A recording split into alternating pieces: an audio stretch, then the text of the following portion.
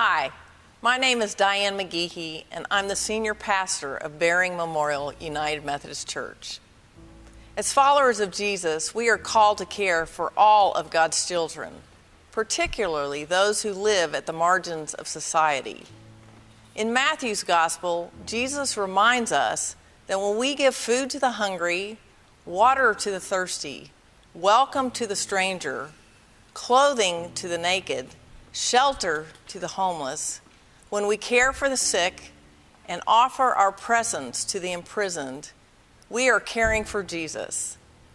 Matthew's Gospel also tells us that God holds us accountable for whether or not we offer these simple acts of kindness to those in need. Open Gate is a ministry of Bering Memorial United Methodist Church to young adults and their children who find themselves in unstable housing situations and thus at risk. They lack the support and opportunities that most of us take for granted and that enable us to sustain our lives and thrive. Youth and young adults in our society find themselves in unstable housing or on the streets for a variety of reasons.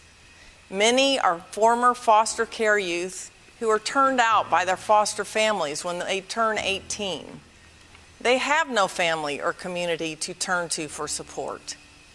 Others are LGBTQ youth and young adults who are turned away by their families because of faulty theology that fails to acknowledge that they are celebrated as beloved children of God, just as they are, whatever their sexual orientation or gender identity. Others leave home because of abuse and other personal safety issues. Many have been in so many foster homes in their young lives that they don't know how to be in permanent housing. Whatever the reason, being on the streets or in unstable housing puts them at great risk of being trafficked, abused, or victims of crime, as well as having inadequate access to health care, food, and other life necessities. Through Open Gate, these young adults are offered a safe place to gather and find sacred community, love, and welcome, as well as a respite from and assistance in dealing with the challenges in their lives. Hi, my name is Dina Gray Hughes, and I am the program director for Open Gate Ministries at Bering United Methodist Church.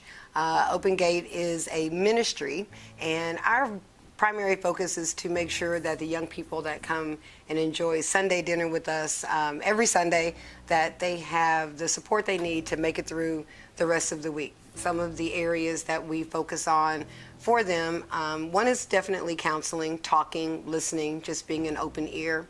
But we also provide the basics that they need: hygiene supplies, deodorant, baby needs, diapers, formula, and things like that, things that they can take with them and be mobile with. We also have a clothes closet where the young people and even the babies can come in and get a chance to shop, find things that they need, find things that, the basics, the underwear, the socks, the bras and panties. We try to keep that stocked, but we also have items that they can just, look for a job in or just be able to move around. We also have resources. We have lots of material for the young people as they come in and they have a specific need. Then we try to match them with services and resources that could assist them with resolving those particular issues. We just recently had a wonderful book, Open Gate resource book that was done by one of our Girl Scout troops here that volunteered with us, and it's just an array of just daily living tips that we have for them, so we can just kind of walk through how to get them to a level of independence and sustainability. But most importantly, what we do at Open Gate on Sundays is we eat. We get together for dinner. We meet at 2 o'clock every Sunday around the table, and we break bread together. And we laugh together, and we cry together, and we plan out the week, and we look forward to seeing each other again. So that's Open Gate Ministries, and if you have any other questions about us, give us a call. I'm David Johnson, and I've been volunteering with Open Gate since we began. One of the important things about Open Gate is one of our founding principles was that if we were going to do this thing, we needed to be consistent and do it every week. and not be another source of, failure or to these kids who have, could not trust things. And I think one of the most important things we've done over the last 10 years is we have been here every Sunday, same time, same place, and have established a consistency that people always know we're here. And this has proved to be very important. The things that we first started with was the Hawthorne dinner, which was to be a family-style dinner, home-cooked. It was not to be a cafeteria line. We were served at their tables, and that we would handle the cleanup. They would not need to. They would be guests. And around that Hawthorne dinner, which met a very significant need because most homeless young adults, especially if they are on the streets for any length of time, have a great deal of difficulty with food. But it provided an opportunity to provide contacts with social services. We provide hygiene packs, soap, shampoo, conditioner, and razors and shaving cream, as well as clothing, particularly underwear, socks, and other donated clothing, that these were things that could be handled around the Hawthorne dinner. And I think over the years, some of our most important things have been, in addition to connecting people with social services, we have had a project one year where we found housing for over 40 of our participants. But it also provides a time where we can learn what their needs are. We've changed over the years. For example, when we first started, we didn't need to give out diapers because we didn't have any infants. Now we do. We are able to have mentoring where there's one-on-one working with clients as they wish us to. We don't generally go out and seek them, they seek us. So we've built relationships, which are very important, and we've had people from the program get jobs, get education, their GEDs, or even college.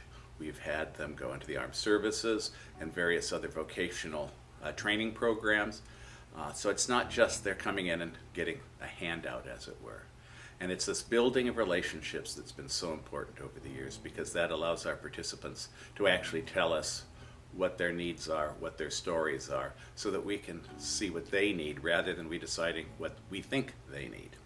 And that's pretty much been the way we've operated over the last 10 years, and hope to continue more.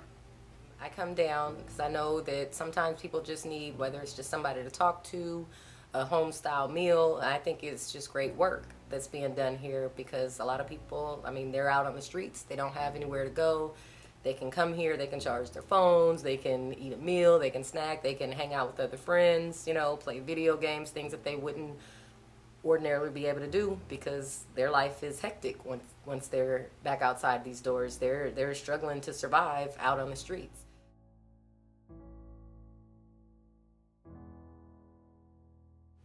Open Gates is more helpful than like a lot of the other places I've gone to. It's like here I can get help and like be myself. And just, I guess it's people here that I can talk to and open up to. And like really tell them what's going on in my world, and they're gonna listen. And they're gonna give me good advice. Open Gate is loving. Showed me this place and I was just like, it's cool. It's, a comforting place to be at. It's fun. They feed you, they give you the supplies that you need, and it's just an awesome place. People are awesome here. Food's great. I love it. I come here to Open Gate versus some of the other places they have because it's peaceful here. Like, I have a low tolerance for like too much noise. So if it's like extra rowdy, I'll just up and leave. And there has yet to been a day where I have to up and leave here. I came here and I was nervous. But at the end of the day, first thing that came to my mind was like, okay, I need to come back here more because of how calm it was. And there was a lot of people I didn't know, but after that first day, I basically knew everybody, which is really hard for somebody like me who keeps to himself.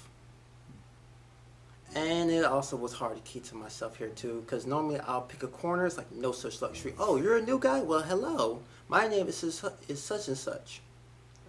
But yeah, this place is cool. Open Gate is enriching. I probably said that word wrong, but that's what comes to mind. It's enriching. There's so much I've learned since being here, which is really saying something. In the book of James, we are told, "What good is it to profess faith without practicing it? Such faith has no power to save. If any are in need of clothes and have no food to live on, and one of you says to them, 'Goodbye and good luck, stay warm and well fed,' without giving them the bare necessities of life, what good is that?" The plain and simple fact is that it takes money to offer the services that Open Gate provides to these precious children of God. As people of faith, we are called by God to be good stewards of what God has given us. Most of us have more than we need, and God's mandate is that those excess resources are to be shared with others. Folks, lives and futures are at stake, and we have the opportunity to bring the possibility of a future with hope into the lives of these young adults. Every life that we touch matters. Please give as generously as you can. Some of you can write big checks, and we need you to do that. Others may have less to give, but everyone can give something. All that we have belongs to God, and God has told us to share what we have. So please give, and give generously. The angels in heaven will rejoice when you do.